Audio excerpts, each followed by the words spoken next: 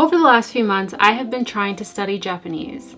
Now, for the first few months, I'm not gonna lie, I did not have a solid study plan, I did not know where to start, and I was kind of just all over the place.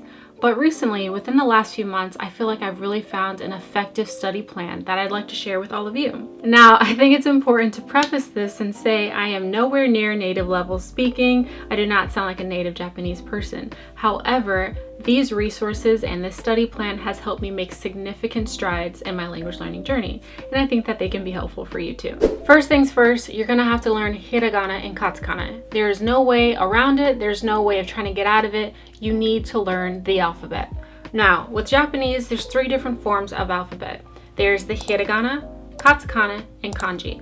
Hiragana and katakana are non-negotiables. Those are things that you absolutely need to learn so that you're able to read, so that you're able to write down vocabulary, so that you're able to follow along if you're reading with someone else. If you're diligent, you can just learn the hiragana and katakana within a week, maybe 2 max. It does not take very long. To learn hiragana and katakana, I use Japanese Pod 101. They have a podcast as well as a YouTube channel, which is so helpful because they're both free. When you go into YouTube, you just type in Japanese Pod 101 and put hiragana in. It's the 1-hour video that explains every single letter in hiragana, and it also shows you how to write it, what words use it, and also how to pronounce it and how to remember it. So it's an incredible resource. I highly recommend it. And they also have the same for katakana as well. And now I know a lot of people aren't fans of flashcards. However, with language learning, especially in the beginning, a lot of it is memorization. And even if you hate flashcards and you never want to look at them again, the fact that you're writing them down with pen and paper, pencil and paper, you're more likely to remember them that way, even if you never look back at them. So it's much better than just watching the video and thinking you're just going to remember it in that way, because odds are you're not. So just take the time, make the flashcards. Trust me, it will be worth it. Once you get the hiragana and katakana down, you're going to need a really good textbook. I personally use Genki. I use their workbook as well as their actual textbook. I honestly love Genki more than any other textbook that's out there, just because it is a licensed textbook. They actually use this in universities, and because it's so easy to follow. They give you great vocabulary, and they also give you a really nice understanding of the grammar without it being too complicated or hard to understand. Genki is really great because it does follow a foreign exchange student throughout every single chapter, and it's cool because it's kind of more engaging than regular textbooks. It allows you to follow a storyline while you're learning new grammar, while you're learning new vocabulary, and it does a great job of explaining things as well. So as you can see here, they give you an example, you write down the answers, and then you can also look these up online to see if you got them correct. You just put in Genki version 3 answers and workbook, and then you'll be able to find them. And as if these reasons weren't good enough to get Genki, I also love this textbook because there are actual voice recordings in every single chapter. So on the back of the textbook, I believe, or inside, it tells you that you can get the app. There's a Genki app, and each chapter has a voice recording for every example.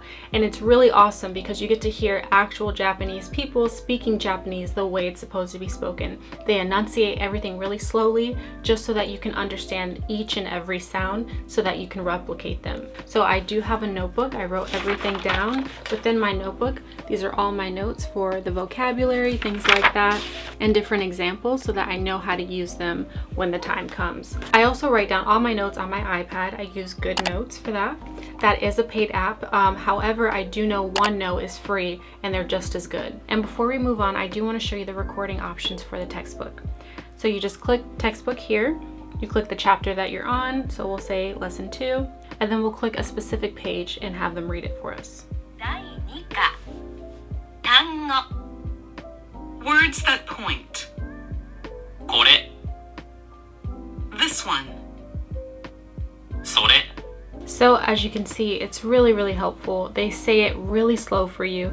You're allowed to enunciate, pause it, maybe go back and do everything that you need to try to replicate that sound. And it's honestly been a really big game changer for me as I go through the textbook. Now, another major game changer that I use when I use the textbook is this YouTuber. His name is Tokini Andy. He goes through every single chapter in Genki, gives you new examples. He explains things super simply, and I love his videos. They have literally helped me go from just trying to understand it to seriously understanding it at like a fundamental level. So if you're going to use these textbooks, I highly recommend subscribing to his channel and using his content as well, because both of them hand in hand will allow you to make super huge leaps in your language learning journey. The next major tool you're going to have is journaling. So every day I journal about 30 minutes to an hour. Initially, when I first started journaling, I started journaling in English first, and then I would try to translate everything with the vocabulary that I already know in Japanese. And if there was a word that I didn't know, I would look it up in the dictionary. Now let me tell you, please, for the love of God, do not use Google Translate. It is so bad. You will get the wrong answer every single time. You'll think you're using a word for one thing and it really means something else. Do not use Google Translate. Instead, use dictionaries designated for Japanese to English translations. I personally use Shirabi Jisho, Shirabi Jisho.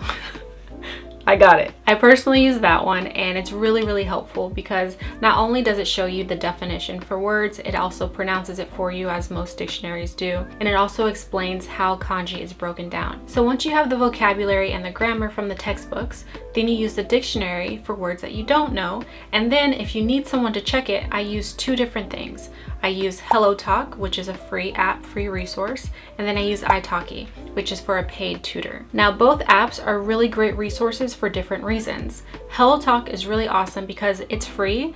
You can post your journal entry once you write everything down, and then natives will correct it for you and tell you what you did wrong, what you did right, how to use specific words, things like that. That alone is so helpful because once you get those journal entries back, then you can write down everything that you got wrong, make a few notes on it, and then fix it in the future. With italki, I do the exact same thing, but you get a personalized tutor. So if you don't understand some of the corrections, they'll speak with you and discuss it with you, give you some more examples, and both things are really helpful. So for most of the time you can use HelloTalk, but if there's something that you don't understand and you really want to have more conversation about it, then you can use italki to have a real tutor. So for me, both things kind of go hand in hand, but of course, if that's not a resource you want to pay for, HelloTalk is just as good on its own as well. Now, the next super important thing that you need to do is finally tackle the kanji. Now, let me just tell you, kanji is not fun at all. It is a pain in the butt and a hard thing to learn because not even natives know every single kanji that's out there. They do say to speak like a native and to reach fluency, you need to know about 3,000 kanji, which sounds really intimidating, but I have some really great resources that has helped me so far. Now, I do want to mention again, these resources are paid resources, but they're not that expensive. Each app was like $8 and you get to have all 3,000 kanji from JLP5 all the way to JLP1. And if you don't know what the JLPT system is, it's how they measure how fluent you are in Japanese. So JLPT5 is the least fluent, you're like a beginner level. JLPT1 is like you're really good, you have a really intellectual vocabulary, and you're all set to go. I personally think that this app is worth the money because not only do they say the konyomi and onyomi, but they also give you examples, what words use it, how to draw it, the stroke order, as well as flashcards. So once you beat a level, it makes flashcards for you, and every time you re-enter the app, it will make you review those flashcards that you reviewed before so you don't forget them. Now, I find this app so beneficial because not only does it tell you when you do it incorrectly, it tells you when you do the stroke order incorrectly, it tells you exactly how to pronounce the words. So this is an example. This is te for hand, and if you want to know whenever that kanji is used, you can click all readings here, and it shows you all the words that use that kanji, and then you can make flashcards accordingly. So it's really helpful. And again, it has all 3,000 kanji that you're going to need to know and different vocabulary words, so I think it's a great investment. But of course, you use your discernment and decide what is best for you. The last thing you need to worry about is reading in Japanese. Not only does it help you learn new vocabulary words, but it also helps you understand the sentence structure and how to make cohesive sentences. So one thing that I've been using is this book. It's called Japanese Short Stories. Everything is written in Japanese. They do have a vocabulary list after every story, and not only do they have a vocabulary list, but they also have a test after every short story, so it tests your knowledge on the information. Each story starts off a little bit easier than the last one, and then they progressively get harder, so you learn new words as you go. Now, of course, you can read anything in Japanese as long as it's in Japanese and it's at your level. So if you're a beginner, make sure you're reading something that's at a beginner level. So it could be a children's book, it can be anything. If you're advanced, read something advanced. But in particular, I really like this book because after every story, it has a vocabulary list of all the words that you saw in the book as they were listed out and how they were used. And not only that, it also has a test after every single short story to test your knowledge. So they'll ask you specific questions about things that happen in the story and see if you actually understood what you read. Then you can go back and read it and see if you got everything correctly. There is an answer key right after every test as well. So this has been a great resource. I bought this on Amazon. I can link it down below as well. Now, those are all of my resources that I currently use. If you have any questions about them, they will be linked down below in the description box, and I hope that they help you with your language learning journey. Now that's it for me. I hope to see you in the next video. Ciao, mata ne!